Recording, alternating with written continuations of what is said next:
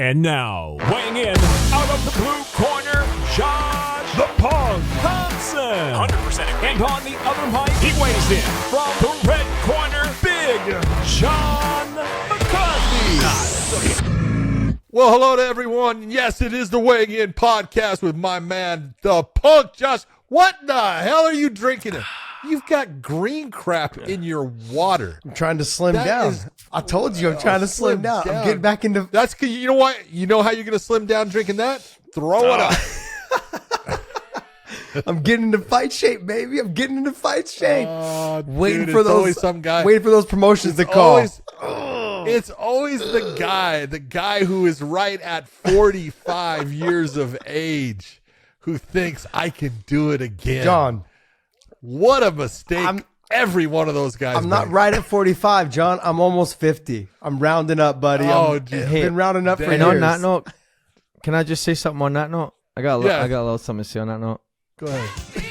Day to ya. Happy birthday to ya. Happy birthday. Dude, now it is a day away. It is. Yeah. It's a day away. Yeah. But on the 21st, it is my man's birthday, so I want to say happy birthday to you, baby. Thank you, guys. Thank you. We actually, awesome. I land early in the morning on my birthday in Ireland, so. I know we're going to go out to dinner. I'll buy you dinner. Okay. There you go. It's not going to be a good dinner. It'll just take one of those steak dinners off what you owe me, but it's okay. You really go there. Let me tell you a story about this with the green stuff. It's cucumber, but I also added a little bit of lemon in there, a little lemon juice in there. What happened was I was making this cucumber sushi with not sour cream, with cream cheese, some salmon, and some avocado. And when you get down to when you're shredding the cucumber, because you just need the top layer, maybe like two of the top. Yeah. Once you get past that, the rest of the cucumber is worthless because you can't use it for anything to make the sushi because it gets too flimsy. So you need the skin attached. So anyway, I took what was left and I chopped it all up and put it in some water, and I made some filtered water with some lemon juice in it. So been drinking that for the last 2 days, trying to get it. I didn't want to waste it because there's a lot. You're just trying to get rid of it because it doesn't taste. And then what I did good. is I chopped up a bunch and I put some Italian dressing in it, and you kind of just nibble on that throughout the day, a little bit here and there. Some balsamic vinaigrette will do well with it. Yeah, it's good. I mean, I'm trying to get back in fight shape, John. Come on, John. Come on, baby. Man, it actually hurts for my neck to do that. John. I'm cramping. Oh man. I got a cramp. Help me. A cramp. I know you know. I know you know. You've had several neck surgeries. Yeah. Fuck, it's horrible. Today I'm doing brick all day long, laying brick, putting the outdoor barbecue together, and I swear to God, about into the 7th hour of it, all of a sudden my rib cage starts to cramp, and I can feel it, and it's like, damn, that started hurt. You know how bad it is trying to hang from one arm to stretch out your rib cage when there's no muscle there. It's a rib cage. I get it. What the fuck is cramping? I get it. Oh man, I get it. There's like moments where it doesn't matter what it is. I can all of a sudden just like turn the body the wrong way and things kind of get a little locked up. Like, so I've been having that. Like I said, remember I was telling when we were talking about the Tony Ferguson situation about, just moving on in life and just getting up out of bed. And I know what people talk about. Old people talk about it all the time. I mean, I'm almost 50 now. So it's like, I feel these things. I feel all of them. And so it's, as you're so far away from 50, it's going to be here sooner than we all realize. But John, it's true though. Like I turn and I'm like, things just cramp in different positions that I've never had these issues before. I've always had the hand cramping kind of thing. I've always had kind of the toes, the toes and the arch of your foot kind of cramp. Those kind of things. I never had cramps like in my calves, in my back, in my neck. I never had any of those. Well, I get them all the time now, buddy. I get them all the time. So, dude, you want to know the worst? Like, I mean, people don't realize, but my head doesn't go back. And I've had 3 neck surgeries and stuff, but that's as far up as my head goes. Right? It's locked there because I'm fused and I've got too many screws and plates and stuff. But the worst part is when I go to the barber. And they'll tell you, put your head back, and it's like, that's it, dude. It don't go. You better lean this chair back because the head ain't going. John, take a look. I got faded up today. You saw me the other day. I looked like a chia pet. Just shit was growing out of everywhere. Dude, it was going different directions. It'd been since the week of the Japan show I got a haircut. So it had been a month and a half, maybe 6 to 8 weeks, probably somewhere around there. Anyways, it's not that been since the Japan show. Yeah. The end of when was that? The end of July. So here we are, 3/4 of the way through September, pretty much. Yeah. So he was trimming my eyebrows. He was actually trimming my ear hair. He's like, "Yo, dude. At least someone does. You got some issues, buddy." I pulled my hat off, and he's like, "What do you want to do with this?" I'm like, "Well, we always do." He's like, "Man, we might need more than an hour." Hold on. What do you mean? Now you've been in Texas for a couple months. What do you mean? What we always do? Why he's cut? How many times have you gone to this guy? This is my third time. As soon as I got I got a haircut before I left, but about you had to find a barber right away. You got to start looking right away. Yeah, because I had to make sure once I started meeting more parents or more people around my community, I want to make sure I had a good fade and look good and look proper. After I started meeting people, I was like, all right, then they'll just take me for who I am. It is what it is. But John, we got some big fights coming up. This weekend, we got Bellator over in Dublin, Ireland. It's going to be a stacked card, 22 fights. Is it 21? I believe it's 21 fights. It's 21. 21 now. It was 22. And yeah. Oh my God, they lost. They lost one. Yeah, tragedy. It's a stacked card. And then you've also got the UFC has a fight this weekend as well. You've got Gamrot versus Fiziev. That should be a freaking explosive fight. Contrast of styles, though. Outstanding. Oh yeah, we're going back to the basics. Yep. So are we not? I mean, let's be honest. Both guys can do. Look at Fiziev can grappling. His anti-wrestling is good.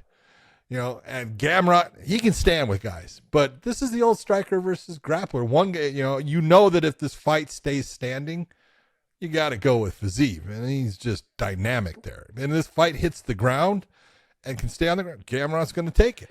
John, the 30 years of watching this sport, though, you know that these type fights, though, have a tendency to be boring. I'm not knocking. I don't believe that this fight will be boring. I believe that Fiziev's going to have to get up off of his back, and Gamrot is somebody that doesn't really settle from the top. He will try to do damage from the top. And I think Gamrot will struggle at times to get the takedowns if he doesn't set them up with his striking.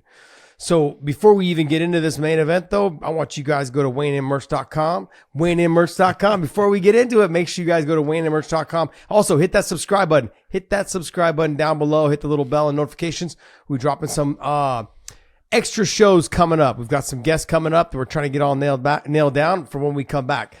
So also hit up onlyfans.com/WayneIn, onlyfans.com/WayneIn. Subscribe to us over there. It is free. We do not ask for money. We are just simply saying Cucumber. Yeah, that's your version of cucumber. I got the cucumber here. But yeah, so look, there's going to be moments where wait, John, weren't we going to talk about something else first? We were. We talked for a second, look, but we were going to get into the main event for the UFC, but you know what? I want to do a little recap. I want to do a little recap, John, on some of the whining and crying I've been hearing lately about this judging and this scoring that happened over the last weekend. Okay. We've talked about it enough in terms of, hey, the fight was close. Hands down, the fight was close. Okay, and I want to know, how did you have it for Grasso or did you have it for Shevchenko? I had it for Grasso. Look, you can go back and there's no way you don't want to put anything out there that's not true. Dave, our producer, podcast Dave, texted me after the fourth round of the fight. Says, John, who do you have ahead? And I said, I have it even, 2-2. And that was because I had Shevchenko winning the first round. Grasso obviously, easily won the second round comparatively to the first. The third round, I had Shevchenko. The fourth round seems to be one that a lot of people are having, the discussion about which way it went and everything like that. Everything is about who is damaging who more. And you go back and you watch that fourth round, Shevchenko landed shots, but the damage wasn't there while Grasso was landing the heavier, more damaging shots. She gets the round. And then the fifth round, there's no doubt who wins the round. All right. Look, Shevchenko was winning the round. She was for about 3.5 minutes. I had her ahead at that point because that's when I'm judging it. I go all the way and I can tell you exactly who's winning at what point. And at about the 3.5 minute mark, she was definitely winning that round. And she made the one mistake. Grasso took advantage of the mistake. And from that point, Valentina had zero offense. And she was in trouble in certain areas. She made her way through it, but she lost the round. Now, the question is, was it a 10-8 round? Not in my opinion, no. I think that the judge who gave it a 10-8 forgot about all the action that happened in those 3.5 minutes that had Valentina ahead. Now, what Alexa did absolutely gives her the round, but it doesn't give her the round 10-8. Not in my mind. And look, here's the biggest problem, Josh. Judges, referees, the commissions don't want them to talk. They don't want them to say anything. They don't want anybody in any way coming out and say, look, don't talk to the press. Don't put anything out on social media. And so all of a sudden you start getting people talking about this fight. And so right now Mike Bell is being picked apart. If you go and look at Mike Bell's, record as far as his judging criteria and the fights that he's done, he's an outstanding judge. Judging's not easy. You have sat there. I've told you, sit where the judge sits. Watch the round. Tell me what you think. Is it the same fight? No, it's not as easy to see sometimes based upon where the fight takes place and where you're sitting as the judge. So there's times when you're going to see that shot land and land clean. And there's times when it could land and you don't see it at all because just the positioning of the fighters, it's not an easy job. And everyone thinks, I could do it. Anyone can do it when it's an easy goddamn fight. Yeah. And it's difficult to get it right all the time when it's a close fight because there's little things. I know Mike Bell very well. He's a great guy. He is absolutely dedicated to the sport of MMA. And I know that he would, I believe that he would go back, and I know he has gone back and watched that fight. And I believe now he would look and say, I made a mistake in making it a 10-8. I believe Alexa Grasso won the round. But I truly believe he went back and watched it and went, no, I gave it too much credit as far as what happened in that last bit, as far as overtaking and adding on top of that as a dominant round. Yes, you overtook that round from Valentina, who was winning it, but you did not dominate in a fashion that would give you a 10-8 round. Yeah, I look at the first round. First round was close. I gave it to Valentina. Yeah. Okay, and if we were to say it was a half-point judging system, right? 9.5. That's how close that round was. And the things that it's funny because some of the things that Valentina complained about, I've really kind of flipped the switch on. I've always been a huge fan of hers. It is a little just kind of sour grapes in her post-fight interview. Some of the media that she's done afterwards, she had a little bit of a negative, not negative, but a sour grapes attitude after she lost to her by submission in the first fight. I get it. You're a champion. You don't like to lose. None of us do. Sure. Yep. But this is taking it to a new level of just kind of being like a sore loser. But in the first round, it was a close round. And I gave it to Valentina as well. I've been a big fan of Valentina for a long time. I thought she was pretty much unbeatable up until she fought, I believe, Santos, where she barely got by in that fight. Yeah, barely got by. But I also understand she's been a champion. Like John Jones, that's what makes John Jones so spectacular is he's been able to be consistent against top-level opponents. He gets himself motivated. He's able to get through. Now he's had some fights that have done this. Valentina is now starting to fill that after all these years of being the champion. In the first round, it was close. Valentina pulls it off 9.5. Second round. Now, people were complaining about the fifth round being a 10-8. You could arguably, now I'm not giving it a 10-8. The second round, I'm not giving it a 10-8. But you could arguably say that it was a 10-8. You could. Now, because she dropped her with the shot. Oh, it was caught off balance. No, she was not caught off balance. She was caught flat-footed on her heels. And got knocked back on her heels and sat to her ass. She wasn't like she was like off balance and throwing the combination. She stepped in thinking she had the combination set. She got hit. And it wasn't, she was on one Yeah, foot. and she got sat back to her heels. Boom. That's all it was. The power of Grasso was the answer. In some of the exchanges after that, Grasso gets onto the top position. They end up against the fence. She rocks her again against the fence. So in that round, she drops her and rocks her again. Oh, she had her hurt. No doubt about it. The rest of the round, what you see is Valentina, what she complained about was later on was that, oh, she just got a takedown. That doesn't submit. That doesn't mean much. That doesn't mean much. But in this fight, she was the one getting the takedowns and not doing anything. So when I look at who did the most damage, now you can say damage in terms of, yeah, you got cut. You can't look at fights just in terms of, oh, you got cut. The damage is like, did I make you go backwards? Did I make you move? Did you lose your balance? How did I make you react? Exactly. Look, damage can be, look, certain people like Nick Diaz, he cuts all the time. Nate Diaz cuts. Yeah. Certain fighters just seem to have sharper bones. They tend to cut a little bit easier. Alexa got in some trouble, in the third round. And so I give the first round to Valentina. I give the second round 10-9 to Alexa Grasso. I give the third. Could it be a 10-8-5 if there was that half yes, point? There could have been. I would see. That's the difference. It's definitely not. No, a 10-8. it's definitely not a 10-8. But I would have probably given it a 10-8-5. The third round, I give to Valentina. But it was a close round, but not really. I give it to Valentina. Had the back, had the control, all of these things. Everyone keeps talking about this fourth round. But in that fourth round, John, what were the most significant strikes of the round? The knees to the head. She lifted. I was going to say that when she's dragging her trying to drag her hand on the ground, and she's getting knee to the head, and it's like, you need to understand, and people need to understand, Herb did a good job of not doing the stop time, and say, oh, that's illegal. You must bear weight on that hand, and she was not. She's trying to put her fingers down, her hand down to make herself a grounded fighter, and Alexa, she's actually picking her up. Yeah. She's moving her hand out. Good job. Continue on. March on. I thought it was brilliant. She did, that was like 4 to 5 of those until she got her to the fence. Then she landed some good strikes. I gave that round to Alexa Grasso.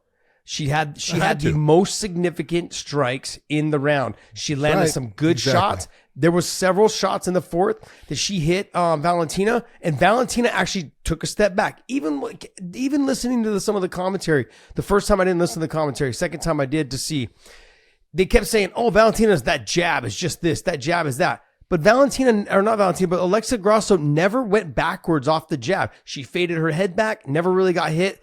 And when she did, she covered really well, and that was it. Like the shots from the jab, if you look at the jabs from Alexa Grasso landing on Valentina, those shots mattered. You had Valentina moving backwards. It was She also had some very nicely timed elbows in the clinch. Yes, exactly. Yeah. Don't get me wrong. Valentina had a couple good moments in that round, but I gave the round, the lift and the big slam and all that in round 4 by Alexa Grasso. The knees were the most significant strike. All of those things, potentially getting the back, lost the back position, got back to her feet. All of those things, stuffing takedowns. For me, in my mind, now I don't know how they do this in terms of the judging. If you shoot a takedown and you don't get it and I lift you back up, I kind of score that as like, I stuffed you. It's even. It's even, but it's like I stopped what you were doing. That's right. And so but you do not give any type of credit to defensive actions. And when you stuff my takedown attempt, it stops me from taking you down, but the judge doesn't give you credit for defense. No, he doesn't. You have to do something offensive. You stuff my takedown, and as we're getting up, you land a shot. Now it becomes offensive. And then on top of that, the way that Alexa Grasso finished the round, she went for broke. She did the roll through, tried to attack the heel hook. You finished the round. The last thing in the judge's mind, last thing in my mind when I watched that round was she's getting the heel hook. She's putting the heel hook on Valentina Shevchenko. Yeah. There's no doubt in my mind she won the fourth round. So I mean, you have her now, like we said, 2-2 going into the fifth. 2-2. There's no way there's no way I'm not judging the fifth round for Valentina Shevchenko. Grasso? It's gonna go to Alexa Grasso for sure. I don't need the 10-8 round to win. That's the thing. Like Valentina made a mistake. You went for it. It didn't happen. I don't see what the argument is. There's a lot of people making a big stink out of this, and I felt like we had to do a quick recap on this whole thing because this isn't like go back and watch the fight. It's because you have other people out there, and you got guys that are commentators and doing part. Mike Bisping, he believes that Shevchenko won. He thinks that it was she won the fight, and it's like, okay, I'm glad you do, but no, I don't believe she did. I think that Grasso, if you watch the fight again and you give credit for domination of not domination, but credit for damage in the fight, things that were effective. And that's what we're looking for. We're looking for effective actions that affect the fighter in a negative fashion. And I got to give Grasso was the one that won those times. She had that effect on Valentina that Valentina didn't have as much on Grasso. Well, with Bisping, right? I mean, I don't know what he's talking about with damage. If you go back and you watch his fight with Dan Henderson, we're not obviously judging it based off facial features and what happened in that fight. So you can't say because you had a cut that it worked. Oh, that person did more damage.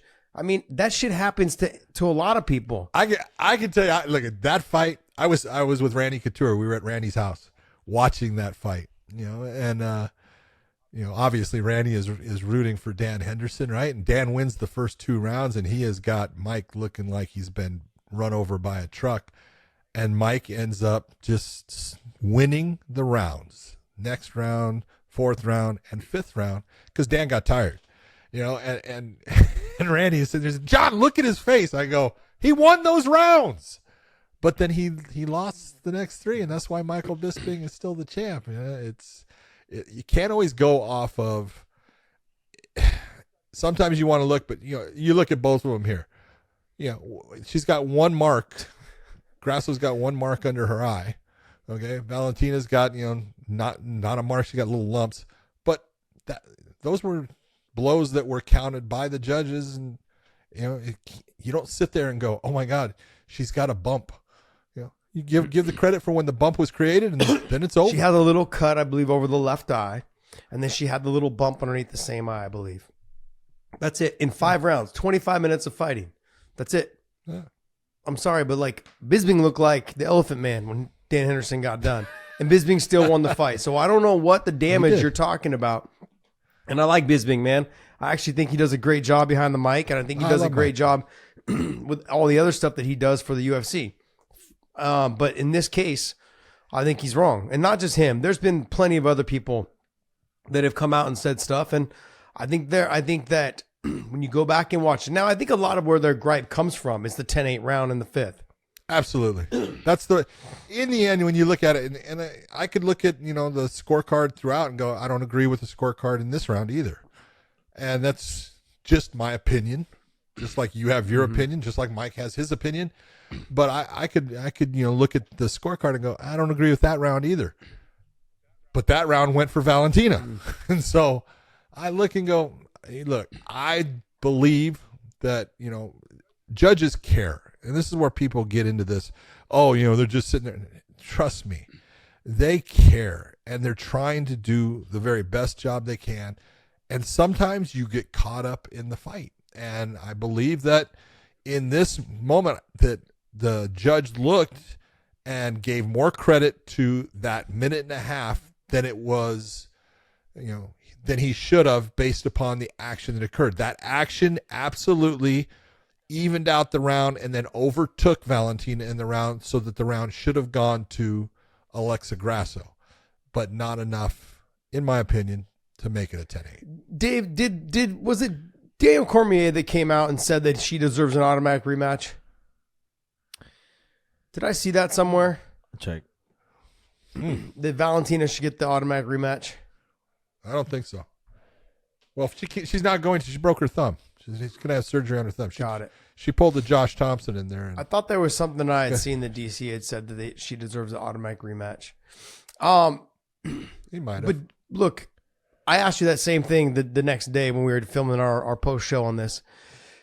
Does she get an automatic rematch? I don't think so. You've lost to her once by submission. Yeah. You lost a close decision on this one. Well, not lost. It was a draw. Sorry. She doesn't have the title. She lost. That's the way. I'm sorry. That's the way I look at it. Honestly, that's the way everyone's looking at it, because you listen to people, they all say Alexa Grasso beat Shevchenko. It's like, no, it was a draw. You're right. But the person who walks away from with the title is the one who pretty much won. She's the queen. Yeah, she's the queen right now. But then there's this tendency, John, to think because you were the champion for 1 or 2 fight title defenses, you deserve an automatic rematch.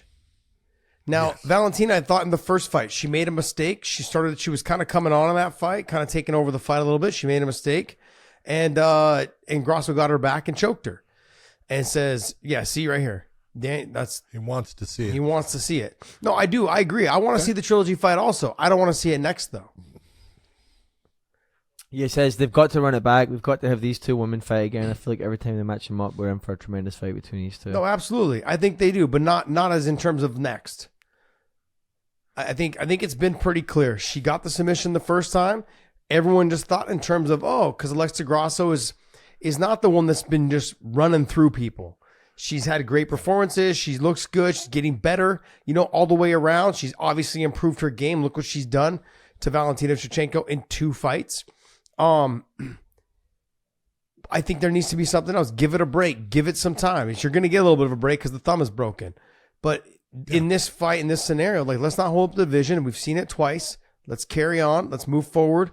When Valentina comes back, let's see where the dust settles. Maybe Alexa Grasso's not even champion by then. That might actually not even be there anymore. I mean, you may end up having someone like Santos or somebody like Pena or someone come along. And not Pena, sorry, Santos or Lemos or someone come along. You got Blanchfield out there. You've got Farrow out there. There's women they're waiting for their chance. Yeah, it's time to give one of them that opportunity. Exactly. There's a lot to be said. Now, look, this automatic rematch. Look, because there's go ahead. Let's just jump on the Aljamain Sterling thing as well as the Izzy thing, right? There's times where it's warranted, John. We thought with Izzy in the Alex Pereira fight, we thought it was warranted. He's been longstanding champion. He was winning that fight up until he got caught in the 5th round. If anyone deserved an automatic rematch, Izzy did. Yes. Wins 1 fight after he comes back and he beats Alex the 2nd fight. No, he doesn't. He wins the title. He wins the title back. But then in defending it against Sean Strickland, he gets 50-45. I mean, you could say 50. He could say 50-44 and 49-46. 49-46. Whatever. Yeah, but I mean, he lost almost every round. Yep. I don't think that warrants an automatic rematch. And not only that, but you lost won 1, then lost. It'd be different if that was your first loss. Okay, look, you had an off night. You could say that, I guess. But the way that Sean fought him, it made it more difficult for him to deal with. Anytime you look and look, you got to be careful because there's differences in different levels, and this is the highest. But he's 1-2 in his last 3 fights. Yeah, it's not like when we're saying that he deserves that shot at Alex after losing that title. He was 1 in 8 fights he had between Blachowicz, maybe 7 fights. So he was 7-1. There's a difference there. And it's just showing that, and this is what happens in fighting is, you can be that dominant guy. And, some guys are completely dominant for so long. Anderson Silva. But there comes that point where, and I'm not saying that's where Izzy's at, but you're going to reach that crest. And there's only one direction once you've reached the crest. Yeah. And it happens to everyone. You start to go downhill. Now, that downhill can go very slow, and you maintain being the very best, but you're still not as good as you once were. Yep. And I'm not saying that Izzy's there, but that happens to everyone, and it's, that's just part of fighting. You got to fight your way through those things. Well, I look at what Izzy's done, like what guys like John Jones have done. They've been they were able to be champion for a long time. And then when you get to that top, like you said, there's only one way to go, and that's down.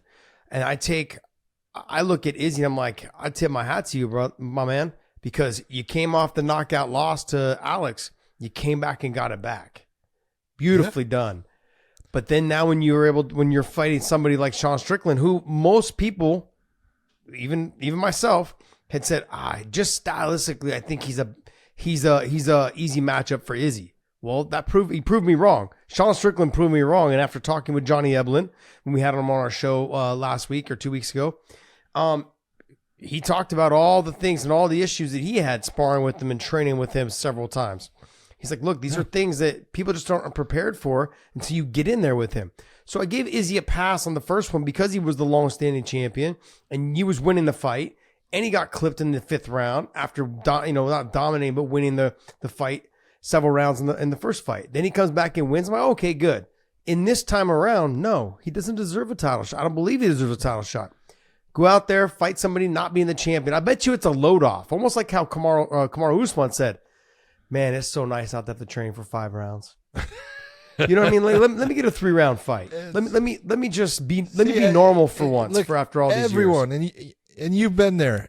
Everyone that is top level wants to be the champ, and that's your goal. And you've got that target, and you're working towards that goal. But when you attain that goal, it's not as easy as people think, and it's a heavy load, and there's a lot of pressure that comes with it, and there's things that are expected of you, and it becomes, when you have it for like Kamaru Usman or Izzy, John Jones is remarkable, and I said it for years. Look, the only person that I know that can beat John Jones is John Jones, and he's come close. Let's just be honest, he's come close. Almost been TKO'd, but. But he's remarkable in the fact that he's been able to continue to win. And you look at all of those championship fights in a row. It is an accomplishment that is hard for a lot of people to understand. But it's not easy holding that title. And a lot of times when a guy loses it, he doesn't want to lose it. But when he does, it's like, pressure's off. Okay, that's all right to feel that way. Do you want to get back to that pressure, or are you going to just say, I'm good? Sometimes people are just good. I look at Kamaru. At Kamaru Usman, and nothing against him. I think that, like he said several times, it was like this weight off my shoulders. Just understand, like, man, I've been doing this. I've been the champ for so long. I've had so many title defenses. I've gotten ready for fights that potentially didn't happen that my manager and I were talking about with the promotion that, hey, this is coming up. That happens all the time. They jump into camps, contracts aren't signed yet, and the next thing you know, boom, someone got hurt. Damn, no fight. Okay, we're going to push you to this fight now. So there's a lot of tension that comes along with that, not to mention all the media obligations. People just think that the fighters sit at home and just train and like they don't really do anything. No. When they're not, they do if they're lucky. Yeah, they're lucky. They're training on the road. If you're not training on the road, you're not getting any better. You're not able to even stay on track of what you are. And so to see what guys like Kamaru Usman did for so long, what Izzy did for so long, what John Jones has been doing forever, it's extremely impressive. Extremely impressive. It is. But then I saw the stuff that Aljo came out and said, like, if Izzy gets a rematch, then I should get a rematch also. I wouldn't disagree with those comments, but I don't think either one of you deserve a rematch. It's nothing against Aljo. I actually really do enjoy watching Aljo fight. I think he's dangerous. I think he's come a long way since his not this last loss, but the loss before that. He has developed so much better into a fighter, and just being more well-rounded, more patient, the way he hits his attacks, all of those things. He is phenomenal. All of those things. But in this scenario, if you get finished the way you got finished, and you've only defended the title, I think twice, correct? It was against Peter, against Peter Yan. Well, you defended Peter after the disqualification win. TJ Dillashaw and Henry Cejudo. Oh, that's right. And then the Henry fight. Okay. So those 3 fights. So, I mean, I get it.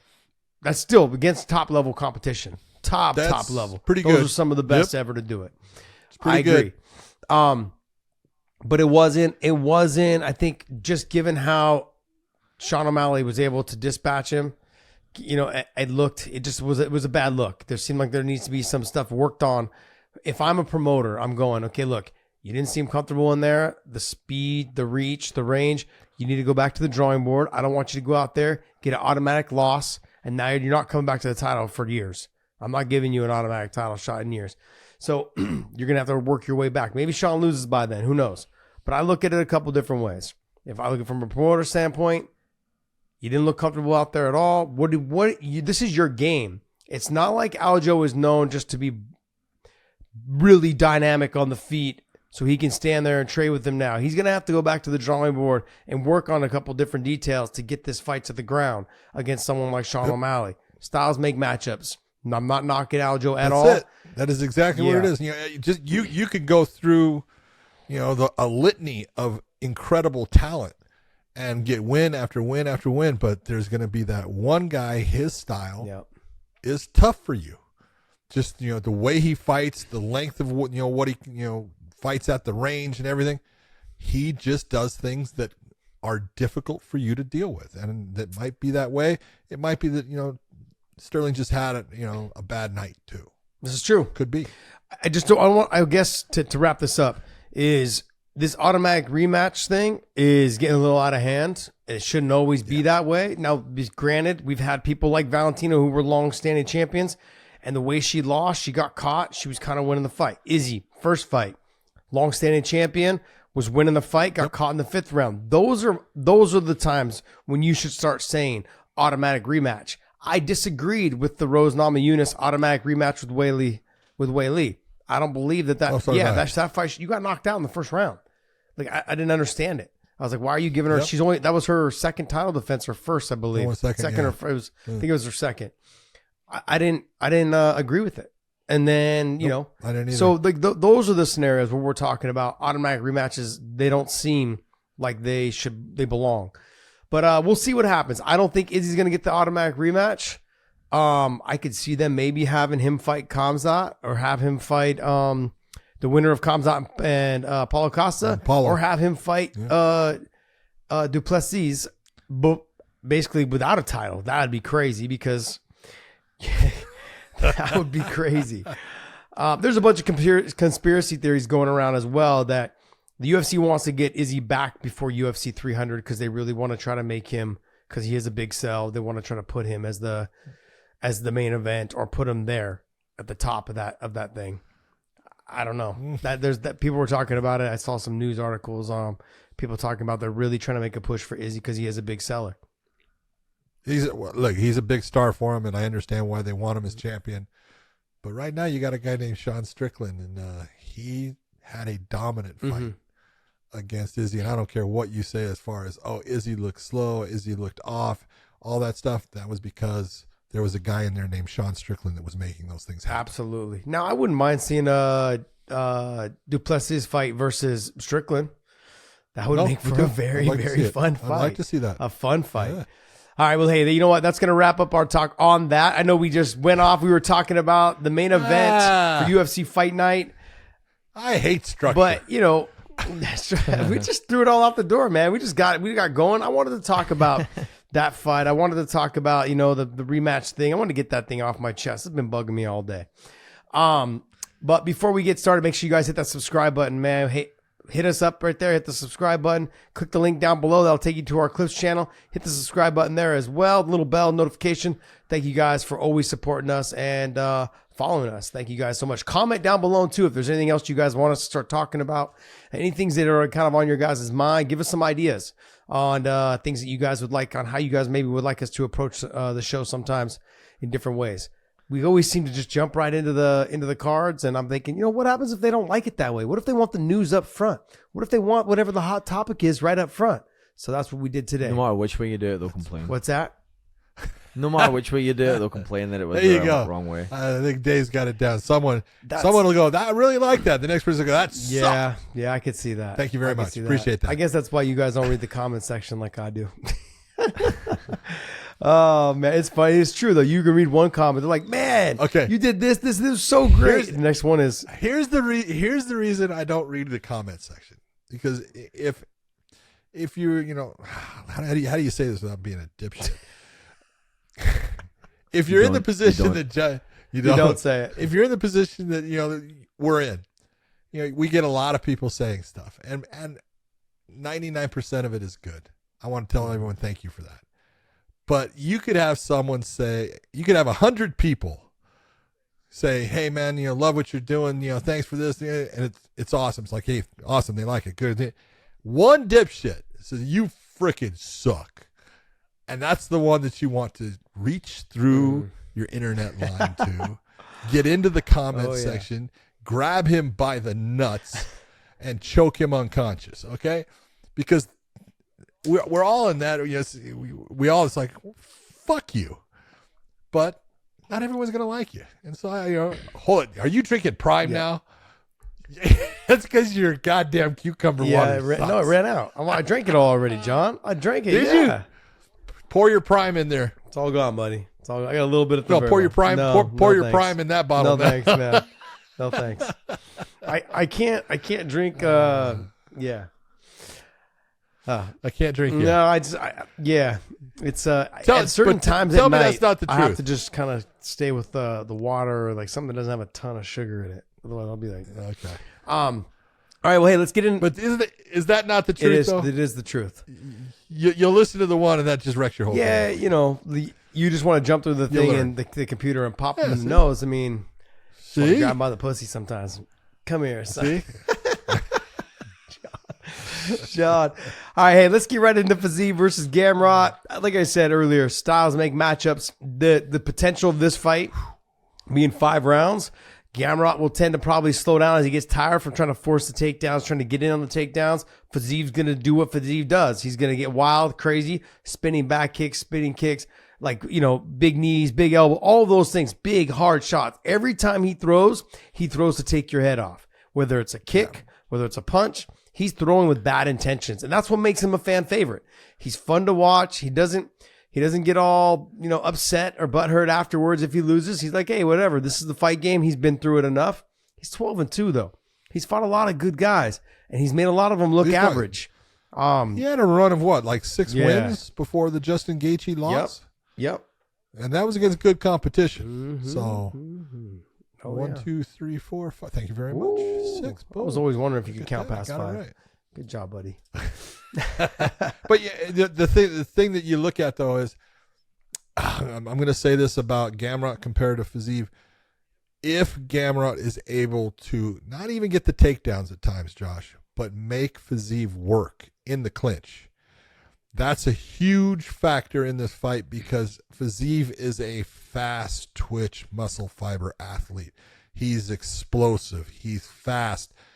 And you can tell in fights, especially you can even look at the Justin Gaethje fight going into that, he gets tired as the fight goes on. He always seems to slow down. Bobby Green, he slowed down in the 3rd round and those are stand-up fights where he's comfortable. You hear it? Get him into that.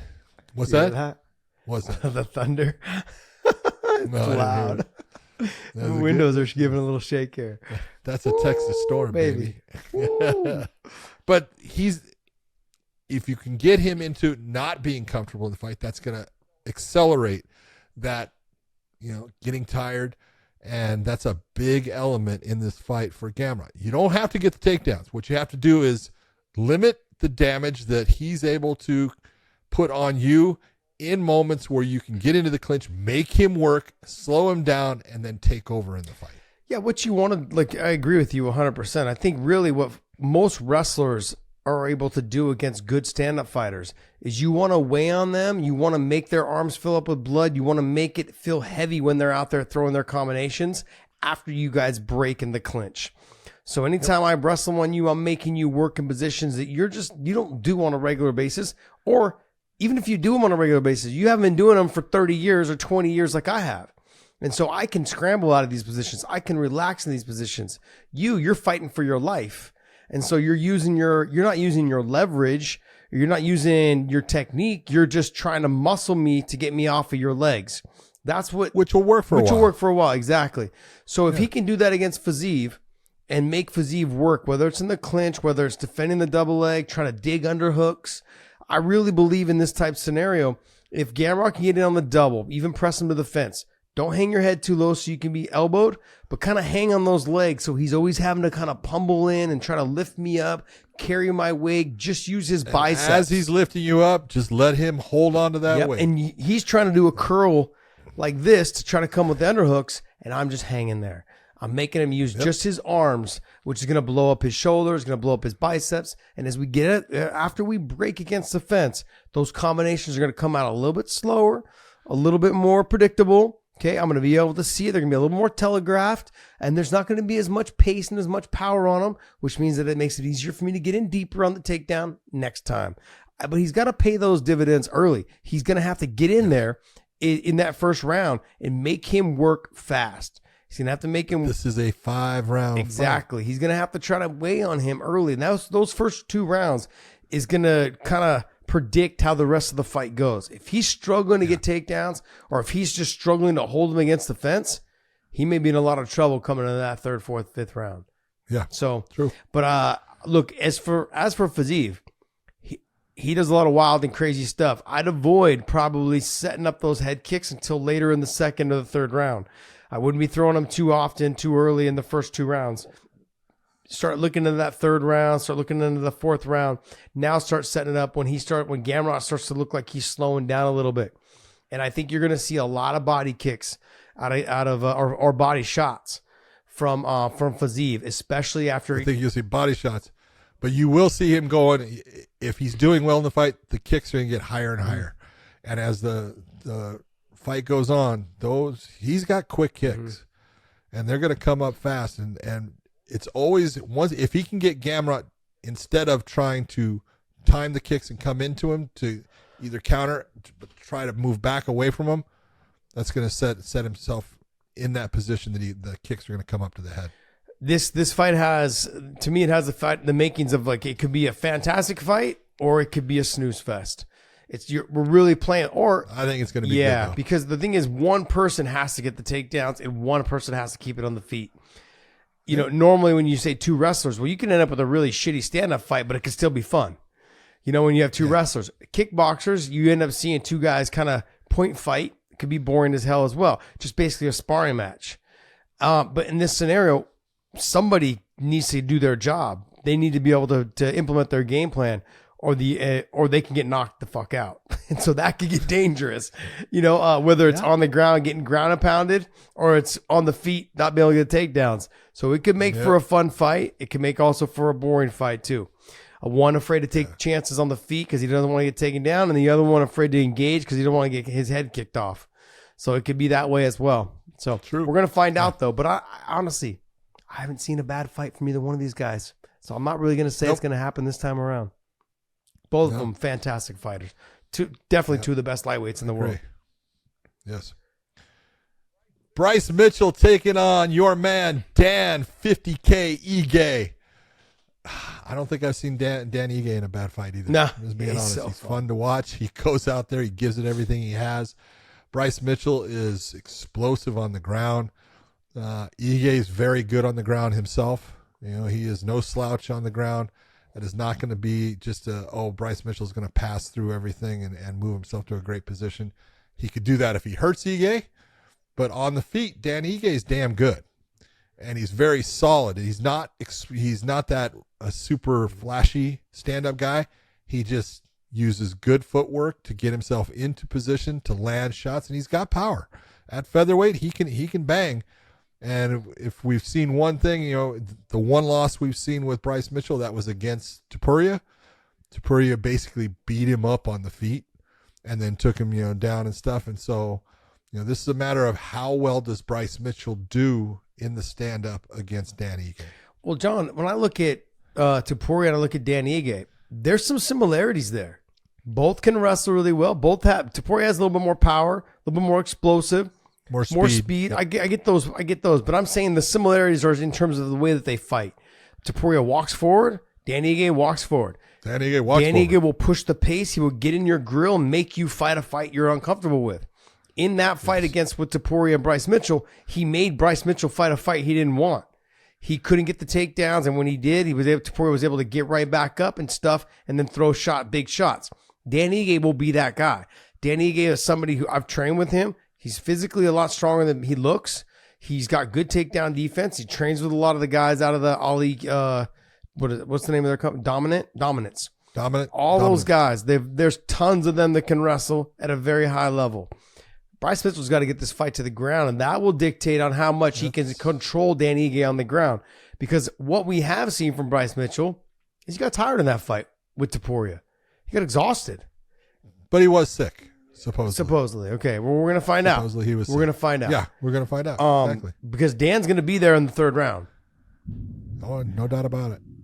Did you hear that? I heard that one. I heard that one. That was a good one. That was a good one. But Dan is somebody that's going to be there. Welcome to the South. Yes, Dan's going to be somebody he's going to be there in the end of the second. He'll be pushing the pace in the third, and he's going to be letting the hands go. He's going to be sprawling and brawling. He's going to be pushing you around, trying to dictate where this fight goes. He's going to make you pay every time you make a mistake. So as much as I love Dan Ige, this is the tough fight for him, but it's very winnable. Very winnable from what I've seen from Bryce Mitchell and his fight with Topuria. This is a good comeback fight, though, for Bryce Mitchell if he's able to get a finish. I mean, if he's able just to ink one out, that'll let you know kind of where he's at in this division. Well, if you look at the standings right now, he's ranked well above Ige, isn't he? I'm trying to. Dan's number exactly 12. Ige's down at 12. Mitchell, Two spots. Really? He's at 10. Yeah, Bryce dropped a really lot when he fought. Topuria. I thought Mitchell was somewhere around 7. Which is crazy because if he was sick, you would think people would take that into account, but the media don't give a shit. You had a bad performance and it looked bad. Rough. That fight just made it look bad. It made it look bad. All right, what else we got? Oh, it's hard. Sorry. Sorry, I thought you were Welcome to the talking podcast, about buddy. rankings. Welcome to the podcast. Marina Rodriguez taking on Michelle Waterson Gomez. I'll tell you what, I love Michelle Waterson. It's hard for me to put the Gomez at the end, so I apologize. Yes, I'm the same way. But I've known Michelle for a long time. She's just a phenomenal person, phenomenal fighter. This really comes down to Michelle is very good in her stand-up. Her ground game is better than Marina Rodriguez's. And I look at Marina as the more dangerous fighter as far as power and the way that she, uses her stand-up. It's going to be a tough fight for Michelle. But I think if Michelle can get her down to the ground at times and just use her ground game, she's got a really good submission game. She is the karate hottie, and she uses karate, and she's got great kicks, super flexible, brings kicks from a lot of different directions and stuff. In the stand-up, Marina's going to be a tough person for her to beat. I think the size of Marina is going to be a problem for Michelle Waterson. I think she's... Because Michelle started off, man, she was an atom weight. Mm-hmm. She was a 105-pound fighter. Well, that's what happens when you have kids, right? You put the weight on, and then you just get thick. That's you not get thick. She's thick. She's thick. She got some thick legs, man. She's got some thick legs. All the kicking. She don't have thick legs. Look, she's dynamic. She's explosive. She's all of those things like Michelle Waterson is. I think what she's going to have to do, though, if she wants to win this fight against Marina Rodriguez, she's going to have to hit her in transition. I think Marina's good on the feet. I think she's a little bit bigger, a little bit more little stiff, but a little bit more technical, I think, in terms of the way that she fights on the feet. But she's going to leave herself out there. And I think Michelle Waterson being able to get in fast on the takedowns, turn the corner, don't just try to bulldoze her, because if she sprawls, you're going to end up on bottom, flattened out. You have to turn the corner, finish the takedown that way, maybe snatch the single, pull it off, redirect on a double leg. She's going to have to chain wrestle a little bit, especially those first couple takedowns. But the speed of Michelle Waterson is going to be a little bit of a factor. She's got to learn to throw and then shoot off of the throw. And then if she can get Marina to react, then she can shoot underneath that as well. Those two things will be key factors on how she gets the takedown, plus chain wrestling. Single leg to single leg, tripping, whatever it is she can do. Get to the back, drag her down if you can. All of those things are going to be a factor in her trying to get this win. She's going to have to use her full toolbox to win this fight. So, what it is with Michelle on the feet, she can stand with her a little bit. She can, but she's going to it tends to make you more tired. The more side kicks you throw, trying to push a bigger body away. tends to make you slower, tends to make you more tired. Then next you know, you're standing stationary right in front of someone who's that, who has a physically bigger body than you and now is able to start touching you. You don't want to take those big shots from Marina Rodriguez. So I'm leaning towards Michelle as well. Like, I agree with you. If she can get in and get the takedown early, if she can get 1 or 2 takedowns in that first round, I think that's going to open up the second and third round and start making it a little bit easier for her to get it done. But that's a tough task. If she doesn't get him. John, look, we talked about kind of picking some of the fights that we really wanted to talk about. Give me some of the fights on here that you really wanted to talk about. You know what? I will go to Tim Means because I love Tim Means as a fighter. He's just always. You're fighting, really? Look at Tim Means he's the dirty bird, man. We're talking about a guy who goes out and just fights as hard as he can every time he goes out there, win or lose. And he's going against a guy in Andre Fiallo, who you've known for a long time. Super good in the stand-up, got a lot of power. He can wrestle, but he doesn't do that much. And he needs to, because if he's in a stand-up fight with Tim Means, it's almost like a 50-50. His wrestling, I believe he can get Tim down, but I really like both guys, so that's a good fight to watch. Yeah, I'm looking at that fight too, and I really like Andre Fiallo for this fight because Tim Means is hittable. But Andre's got to be very careful inside those clinching, the knees, the elbows, all those things. He's got to be cautious in that clinch area there, because those will tend to zap your energy. Those will make you more tired a lot faster than you realize. So if he takes too much damage in that fight early with an elbow or too many knees up the gut, it'll start to zap Andre's conditioning, his cardio getting into that second round. Now I also think that Andre Fiallo's got the power, man. I don't think that. I know that. He does. I've trained with him. I've been hit by him. I hated it. But he's got an explosive double leg. And I've told people forever, I've seen him take Daniel Cormier down. I've seen him take Luke Rockhold down. I've seen him take real good wrestlers down. And he was a lot smaller than them. He's explosive. He's got one of the best double legs I've ever seen. He just doesn't utilize it as much. I think a lot of it is in fear that he's like, hey, he doesn't feel as confident of his ground game. He's a purple belt. He's got good jiu-jitsu. It's not great, but it's good. It's definitely adequate to keep solid enough to keep him safe and use good ground. Exactly. It's adequate enough to keep himself out of submission. And then if it starts to get hairy down there, buddy, just back on out and get back up to your feet. He's got to learn to give himself some time to rest in positions like that, because he tends to slow down towards the end of the second, into the third a little bit. But he still has that power. You got to be cautious with him at all times, because he'll load that thing up, and next thing you know, you're waking up, looking up at the lights, and the ref standing over you, going, "Buddy, it's over. It's over."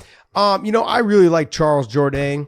Against Ricardo Ramos. I like Charles Jourdain. He's explosive. He's fun. He's fun to watch. Everything he does is to please the fans. And he's just good everywhere. Just good everywhere. He's got a lot better on the ground. He's not afraid to go to the ground. The black belt in jiu-jitsu now. I didn't know that.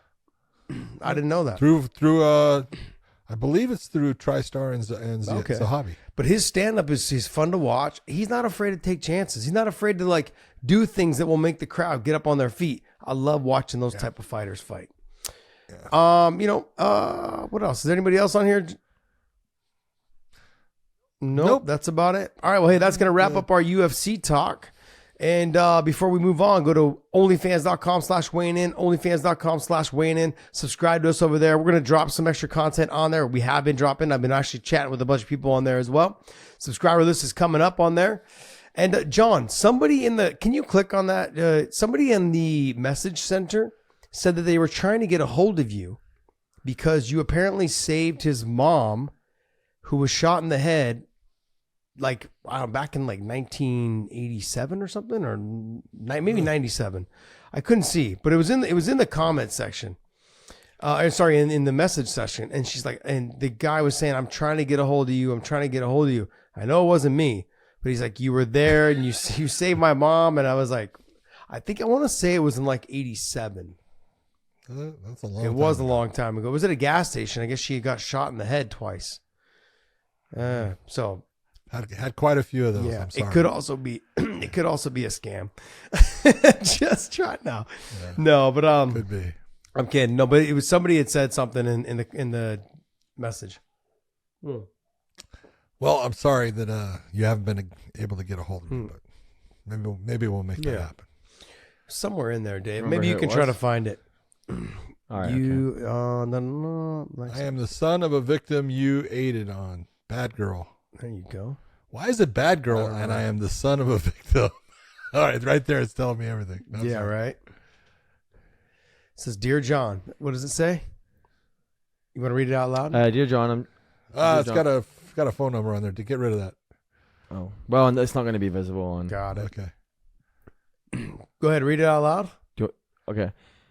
Dear John, I am trying to contact you regarding my mother, a woman you found in the gas station in the late 80s. Please let me know how we can get in touch. I am a son of a victim you aided on September 16, 1987. Early that morning, you helped my mother at an AM PM where she had collapsed after being shot but twice in the back of the head. It's also my understanding that you were on the scene when Ray crashed the Porsche. My mother passed away a number of years ago. She left behind many attempts to write a book. I have spent the past 2 years to graduate partially become a better writer to tell her story. Don Tayback. That's a name right there that I recognize well. Had helped me as many as others. However, you are one missing piece. I would greatly appreciate connecting with you. There you go. Okay, thank you. I was just going through it and I was messaging. See, I wasn't always a bad guy. Oh man, Weird that came through on OnlyFans from someone called Bad Girl 166. I know, that's why I'm looking at it as a bad girl, and I'm like, okay. trying to find you any way you All can. right. Well, he obviously isn't lying because the name of the one person is someone that I've known for a long time. All right. Well, hey, before Probably we good move for on, hey, see, like we're using OnlyFans to connect with everybody. This is a good thing. Yeah, we're saving lives.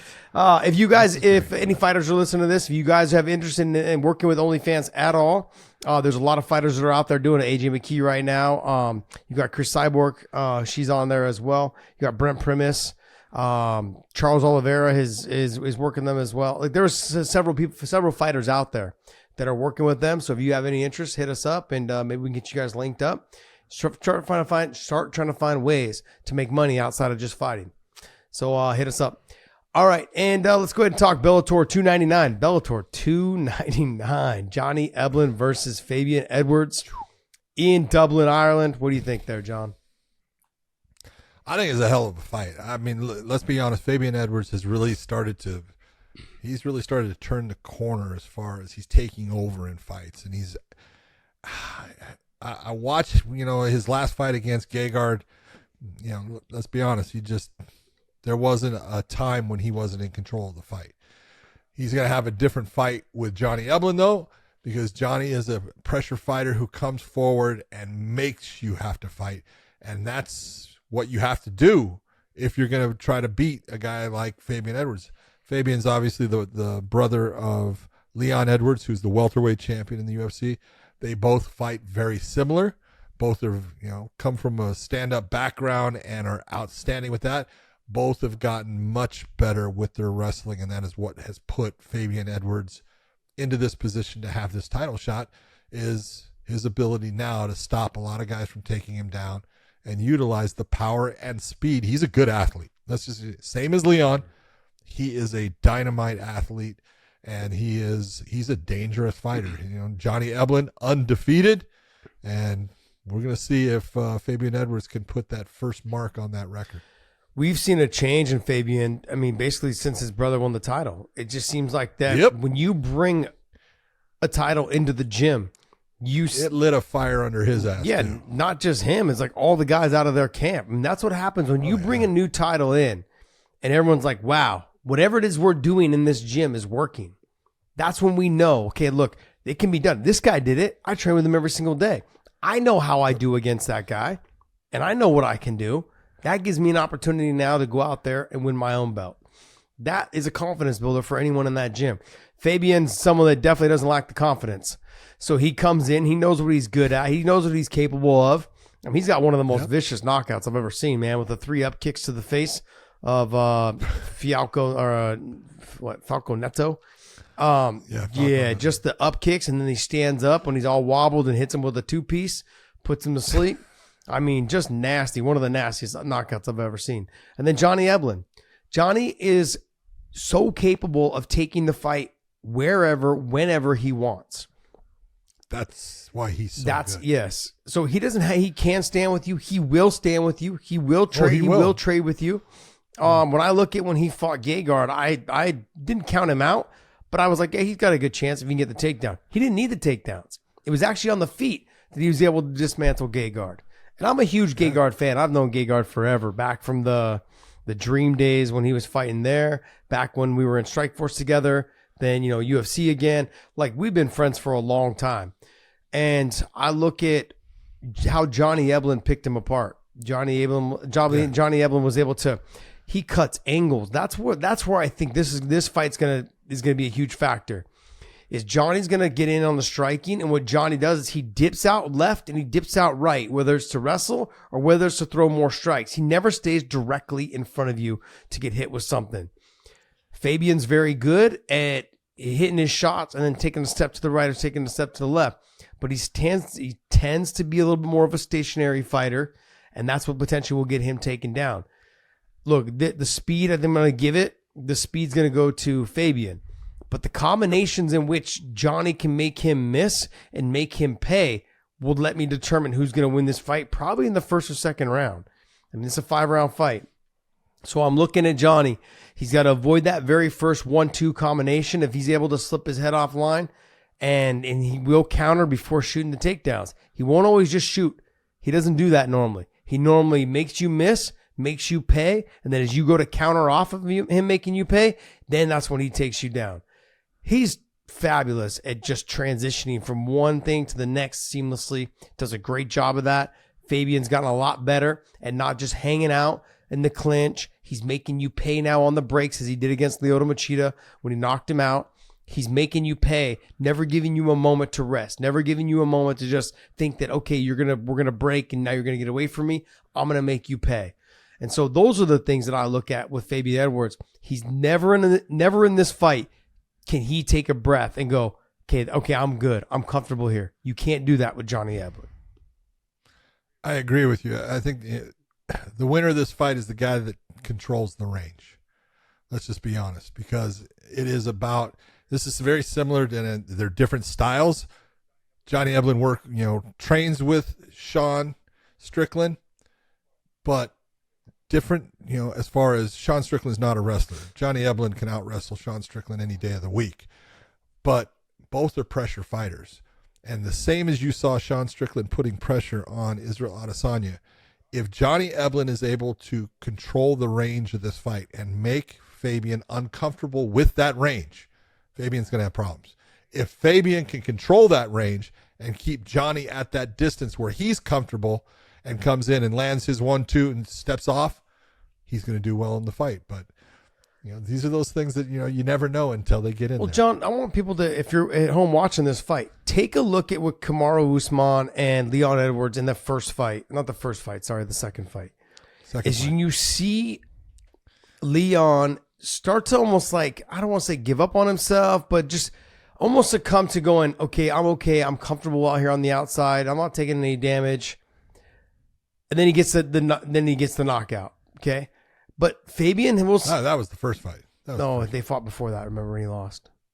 Oh, you're right. I thought you meant the first championship fight. You're right. So yes. Then Fabian has a tendency sometimes to just cruise on the outside. You're not touching me. You're not hurting me. And you potentially lose rounds that way. That'll let me know if Fabian comes out with the fire, lit under his ass. He's going to try to pressure him, keep his back off the fence, and take the center of the cage and dictate the pace.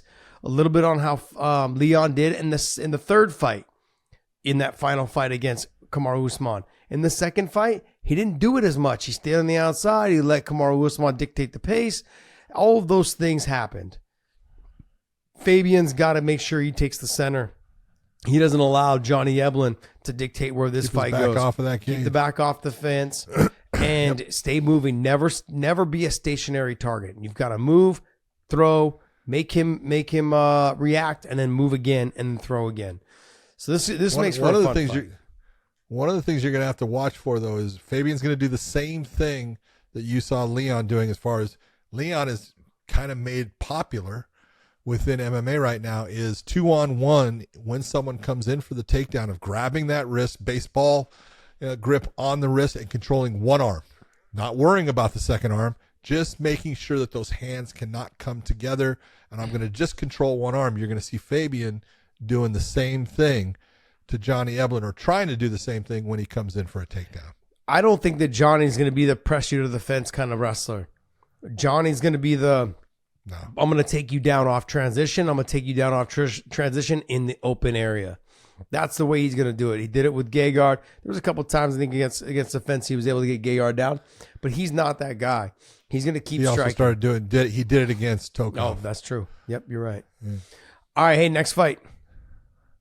Aaron Pico taking on Pedro Carvalho. Pedro Carvalho from Portugal, but living in Ireland. He trains at SBG, well known for Conor McGregor. Aaron Pico coming off a very tough fight in Hawaii, because he had a fight before that with Jeremy Kennedy where he separated his shoulder, went through the entire first round with a separated shoulder. They weren't able to pop it back because it was it was nasty what they were trying to do to pop it back. Doctor stopped the fight, so Aaron gets in these positions. He's winning fights, and then he has bad luck. Something happens, popping your shoulder out. He did it throwing a punch, and it can happen to anybody. We saw TJ Dillashaw doing it with Aljamain Sterling happen. But you're looking at this. Pedro has fought for the title. Aaron Pico is looking to get that shot at the title, and possibly with a win here, he's going to get that shot. Next fight is Sinead Kavanaugh versus Sarah Collins. Sarah Collins, this is a contrast of styles. You got Sinead Kavanaugh, who's going to be on the feet trying to box her head off, and Collins going to be trying to utilize her judo to get this fight to the ground and try to get that quick submission. So she's good with it. She is. She's very good with it. We're going to see if Sinead can keep her back off the fence, stay out of the clinch, and let the hands go, rip the body maybe a little bit to keep the hands underneath for underhooks. And Sarah Collins trying to get in on that clinch, trying to get the foot sweeps, hip toss, head and arm, whatever it is to get her down to the ground so she could try to utilize her submissions from there.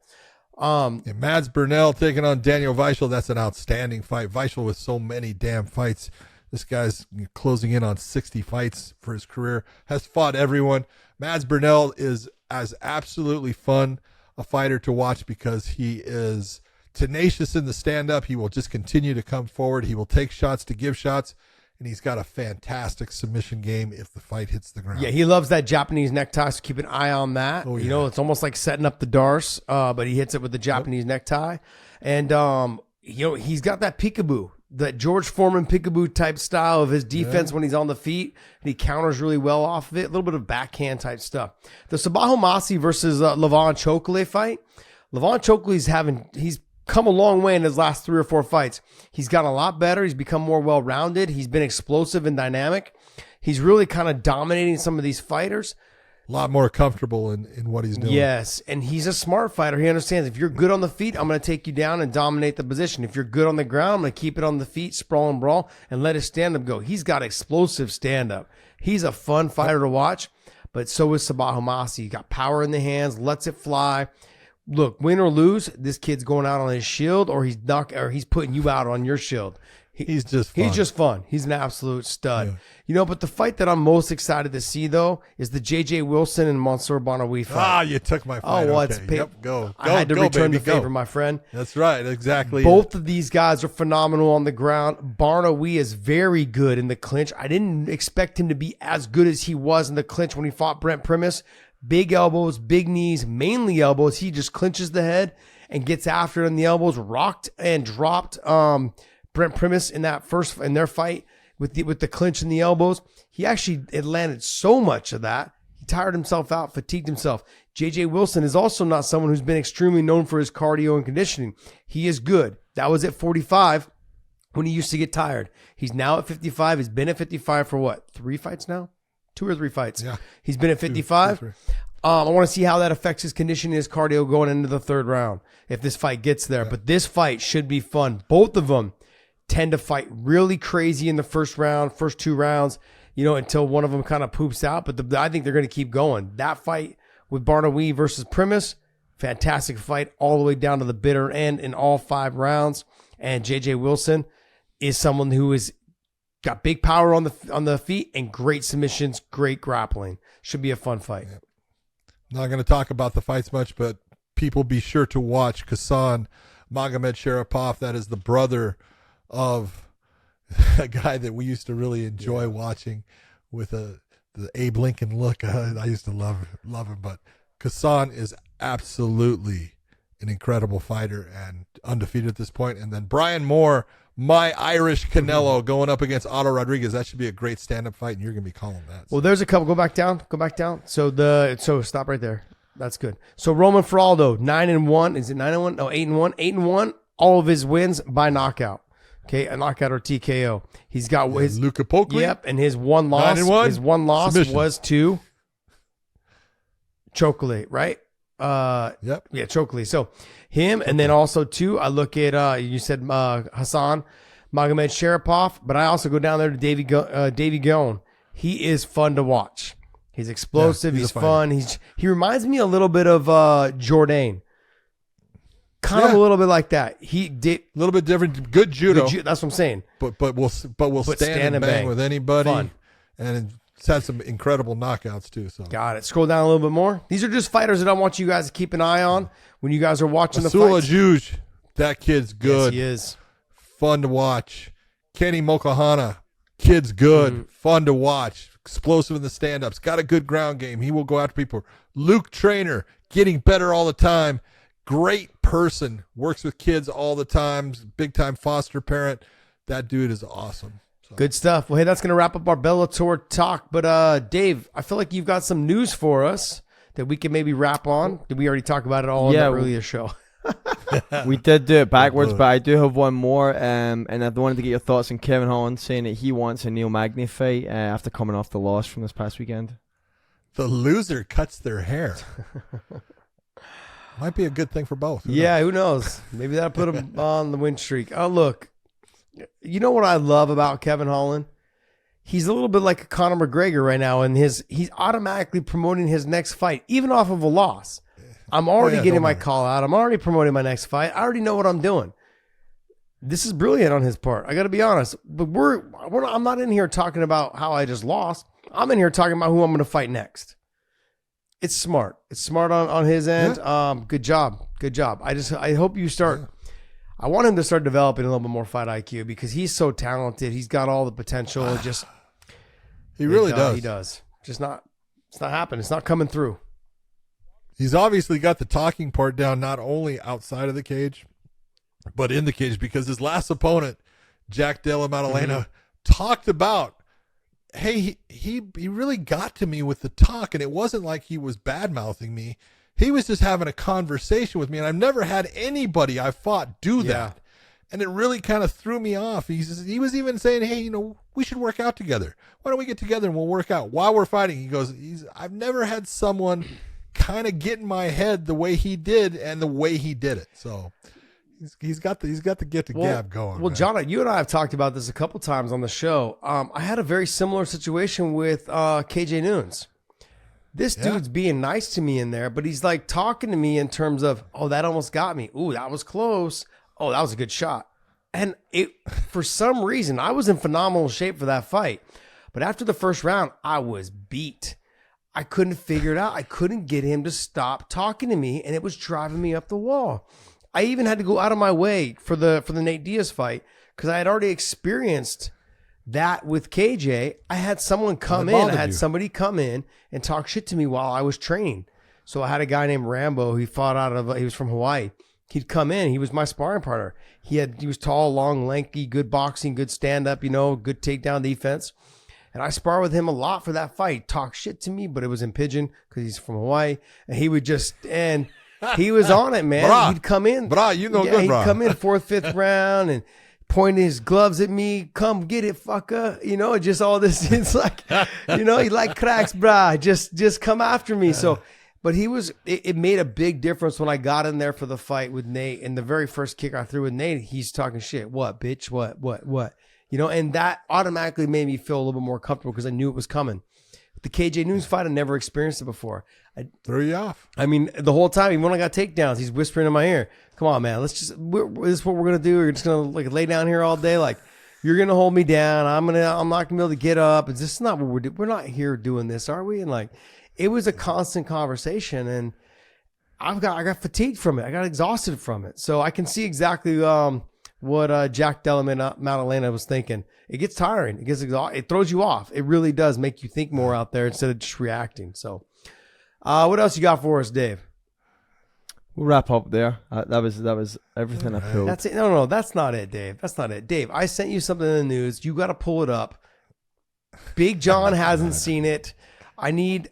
This is the greatest thing ever. Oh, he hasn't? It's an old video. Apparently, Dave says it's like 10 years old. I'm like, yeah, I've never seen it till now, so it's not that old. Okay, so it's about 10 minutes old for me. I said it's gonna be fresh and new for John. Go ahead, show it. Can you show it for us? All right, it's loading. It's loading. Yeah, it's loading right now. John, Yeah.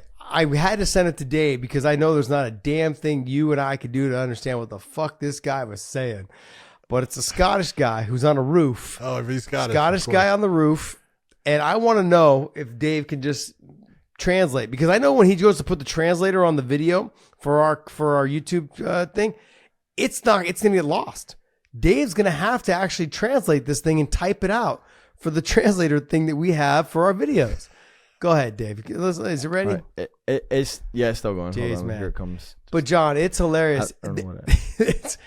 I started thinking, I'm like, gosh, man, can you imagine if Dave had that thick of an accent? We couldn't let him read anything. We couldn't even let him talk. We couldn't let him talk about anything. There's just no way. This is hilarious. Let's get this volume up. Weight on it, right? Where the fuck am I meant to put my weight? Wait, I can't put my weight in the roof. It's dead fun. I can't hold on to it. What am I meant to do that? Oh, you're not doing it for 5 minutes. You fucking wank stain. Don't shift your weight up. What the fuck are you talking about? I can't put my weight on the fucking roof. I can't put my weight in the garden. Where's it meant to? John, okay, He's called him a wank stain, not a wankster. okay, Oh, he whites? No, he called him a wankster. wanks. He called him a wank stain. Like, is in the cum shot? Like, the stain Yeah. in the cum shot? Yeah. But what's the rest of what he's saying? I understood the wank. I understood the F yeah, bomb. most of, he's stuck in the roof and they're telling him how to get down. And he's like, I can't put my foot on there because I'll go through there, and I can't put my foot there because I'll slide down. He's like, what the fuck are you talking about? Put my how foot did there. you get foot? The word foot. How did he get there? Fit. He said fit. Oh, say it again. Fat. That's how you say foot. Fit. Okay, let me hear it one more time. I'm gonna see if I can hear All right, this. here we go. All right, let me see. Weight on it, right? Where the fuck am I meant to put my weight? Wait, I can't put my weight in the roof. It's dead fun. I can't hold on to it. What am I meant to do that? Oh, you're not doing it for 5 minutes. You fucking wank stain. Don't shift your weight up. What the fuck are you talking about? I can't put my weight on the fucking roof. John, I can't put my weight in the garden. Where's it stop meant laughing. to? I can't stop laughing. Can you imagine if Dave was stuck on a roof and he started talking like that to the us? thing to think about is this man actually speaks supposedly the same language as you and I. And the only thing I can understand is the cuss words. That's like me in Spanish. It was so great. Oh, Hysterical. oh man. And it's foot. It's not fit. So good. Sorry guys, I had to get a wank out of that. It was fucking hilarious. Oh, John, can you imagine though if Dave was stuck on a roof, if that's what he would sound like? It would be like if he's in a panic mode. How do I get down? How to do this? That'd be great. All right, guys. Well, hey, Oh man. we want to thank you guys so much. At least I know that he would be calling someone a wank A stain. wank stain, right? You're not a wankster. You're a wank stain. Yeah, when you're not a Interesting. wankster, you're a wank stain. Got it. Thank you guys so much for tuning in, and I hope you guys enjoy the show. Hit the subscribe button before you guys click off of this video. Hit that subscribe button. Also hit the bell. Go to WayneInMerch.com. Pick up some of our hoodies. They're available. It is thunderstorms outside, so I'm going to need one of those things here real soon. And John, go ahead and take us away, bud. Well, you need to be very careful in those thunderstorms. Stay out of the electricity, mister. For everyone out there, thank you for tuning in, and we will see you.